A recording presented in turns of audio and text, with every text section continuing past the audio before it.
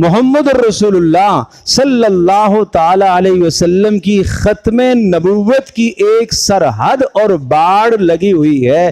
ما کان محمد ابا احد من رجالکم ولکن رسول اللہ وخاتم النبیین، کہ محمد صلی اللہ تعالی علیہ وسلم تم مردوں میں سے کسی کے باپ نہیں ہیں، وہ اللہ کے رسول ہیں، وہ خاتم النبیین ہیں، تمام نبیوں کے آخری نبی ہیں، تمام رسولوں کے آخری رسول ہیں۔ آپ نے فرمایا انا خاتم النبیین، کہ میں آخری رسول ہوں، میں آخری نبی ہوں۔ آپ نے فرمایا گزشتہ امتوں میں ایسا ہوتا تھا کہ کانت بنو اسرائیل تسوسہم الانبیاء، بنی اسرائیل کا نظم و نسق انبیاء چلایا کرتے تھے۔ کلما ہلک نبی، جب بھی کوئی نبی دنیا سے رخصت ہو جاتا، خلفہ آخر، دوسرا نبی آ کر اس کا جان نشین بن جاتا۔ الا، مگر اب فرق یہ ہے، انا خاتم النبیین لا نبی بعدی، میں آخری نبی ہوں، میرے بعد کسی نبی نے نہیں آنا۔ کیا ہوگا پھر؟ دین کا سلسلہ کیسا ہوگا؟ آگے کیسے جاری رہے گا؟ آپ کہہ رہے ہیں قیامت تک رسول ہوں، قیامت تک نبی ہوں، سارے انسانوں کا رسول، سارے انسانوں کا نبی ہوں، تو پھر دین آگے کیسے بڑھے گا؟ آپ نے فرمایا میرے خلفاء ہوں گے، میرے نائبین ہوں گے، وہ علماء ہوں گے، وہ اتقیاء ہوں گے، وہ بزرگان دین ہوں گے۔ لہٰذا پیارے پیغمبر صلی اللہ تعالی علیہ وسلم نے ہر طرح سے باڑ لگا دی کہ اب اسلام کے اندر کسی اور نبی کے آنے کی کوئی گنجائش نہیں ہے۔ حضرت عیسیٰ علیہ السلام قرب قیامت میں دوبارہ تشریف لائیں گے، لیکن وہ بھی محمد رسول اللہ صلی اللہ تعالی علیہ وسلم کے دین ہی کی پیروی کریں گے، اور اسی دین کی وہ نشر و اشاعت کریں گے۔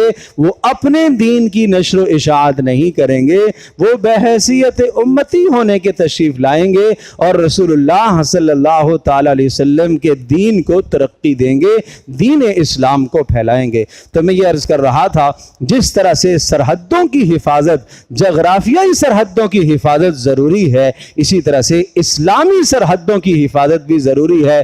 کوئی غیر مسلم اسلام کی سرحد کے اندر داخل ہو کر اپنے آپ کو مسلمان کہہ کر کہیں مسلمانوں کو نقصان نہ پہنچائے، کہیں دین کو نقصان نہ پہنچائے، کہیں اسلام کو نقصان نہ پہنچائے۔ جیسا کہ کوئی آدمی غیر ملکی اس ملک کے اندر شامل ہو کر، وہ ہمارا ملک کا نہیں ہے، وہ دشمن ملک کا ہے، لیکن وہ اپنے آپ کو یہاں کا ظاہر کر کے وہ مسلمانوں کے اندر، وہ پاکستانی قوم کے اندر گھس کر ان کو نقصان پہنچانے کی کوشش کرتا ہے اور باہمی جو ہے وہ انتشار پھیلانے کی کوشش کرتا ہے، اسے کسی طرح سے بھی برداشت نہیں کیا جائے گا۔ بالکل اسی طرح سے جو شخص مسلمان نہیں ہے، وہ اسلام کے اندر اسلام کا لبادہ اوڑھ کر، اسلام کا نام لے کر، اسلام کا لباس پہن کر، اسلام کے تشخصات کو اور اسلام کے شعائر کو استعمال کر کے